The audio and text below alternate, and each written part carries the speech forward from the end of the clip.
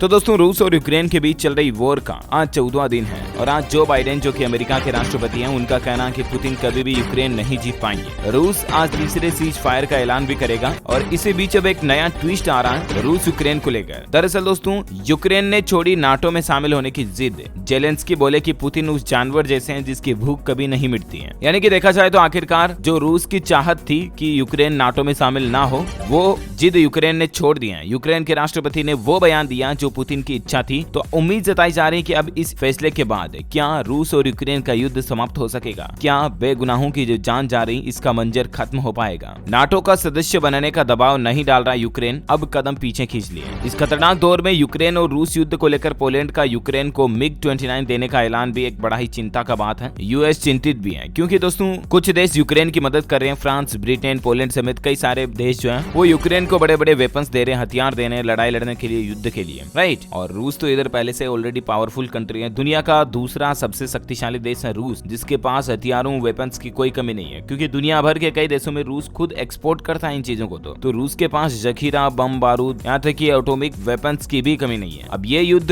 विश्व युद्ध की तरफ जा रहा धीरे धीरे क्योंकि यूक्रेन को कई देश सपोर्ट करें तो जाहिर सी बात है रूस के दोस्त देश जो है वो रूस के साथ में भी आएंगे और इस तरह से दुनिया दो पक्षों में बढ़ जाएगी और विश्व युद्ध की शुरुआत हो जाएगी। तो ये एक बड़ी ही चिंता की बात है। एक सवाल ये भी उठाया जा रहा है कि क्या रूस को उकसा रहा है अमेरिका। यूक्रेन को लेकर नाटो की भड़काऊ नीति आखिर क्या कहती है। आपको बता दूं रूस के राष्ट्रपति व्लादिमीर पुतिन ने हाल ही में उत्तर अटलांटिक संधि संगठन नाटो देशों को खुली धमकी देते हुए कहा कि अगर यूक्रेन को हथियार दिए तो फिर अच्छा नहीं होगा। मतलब कि अगर नाटो के किसी भी सदस्य देश ने यूक्रेन में नो फ्लाई जोन घोषित किया तो फिर रूस उसे दुश्मन मानेगा। लेकिन रूस के खिलाफ सीधे जंग में उतरने से मना कर चुका अमेरिका नाटो देशों के जरिए रूस के खिलाफ हथियार पहुंचाने में भी लगा हुआ है। इसका मतलब क्या रूस और यूक्रेन की जंग में अमेरिका और नाटो आग में घी डालने का काम तो नहीं कर रहे हैं? ये सवाल लगाए जा रहे हैं। दरअसल इस सवाल की वजह यूक्रेन को लेकर नाटो देशों का ताजा रुख है जो रूस और यूक्रेन की जंग की आग को और भी भड़का सकता है। अमेरिकी विदेश मंत्री एंटनी ब्लिंकन ने कहा कि नाटो सदस्य यूक्रेन में अपने लड़ाकू विमान भेज सकते हैं। उन्होंने ये भी कहा कि अमेरिका भी इसमें नाटो देशों की सहायता करेगा। तो अमेरिका की तरफ से यह बयान उस वक्त आया जब यूक्रेन के राष्ट्रपति जेलेंस्की लगातार नाटो की खिंचाई कर रहे हैं। यूक्रेन में नाटो का नो फ्लाई जोन न बनाए जाने पर खुलकर नाराजगी जता रहे हैं और इसकी वजह है रूस की तरफ शक्ति संतुलन का झुका होना। तो कहीं ना कहीं ये असमंजस भरी बातचीतें कंडीशन बन रही है यहाँ पर। खैर जो कुछ भी हो, यहाँ पर जो यूक्रेन के राष्ट्रपति जेलेंस्की ने अभी जो बड़ा ऐलान दिया ना कि यूक्रेन को नहीं चाहिए नाटो की सदस्यता, और उन्होंने तो ये भी कहा कि डोनेट्स्क और लुगांस्क पर बातचीत करने के लिए भी वो तैयार है। यानी कि अब समझौते को राजी हो गए यूक्रेन। तो उम्मीद है कि रूस की जो युद्ध शुरू करने की जो वजह थी, कारण थी, वही अब खत्म हो चुका है। तो उम्मीद है कि युद्ध भी बहुत जल्द अब खत्म हो पाएगा। बाकी देखते हैं और आगे क्या कुछ अपडेट आते हैं। जो भी बड़ी खबर आएगी मैं आपको इसी चैनल DLS न्यूज के माध्यम से बता दूंगा। आप हमारे चैनल के साथ जुड़े रहेगा, सब्सक्राइब करके बेल आइकन जरूर दबाए रखिएगा। जय हिंद, जय भारत, वंदे मातरम।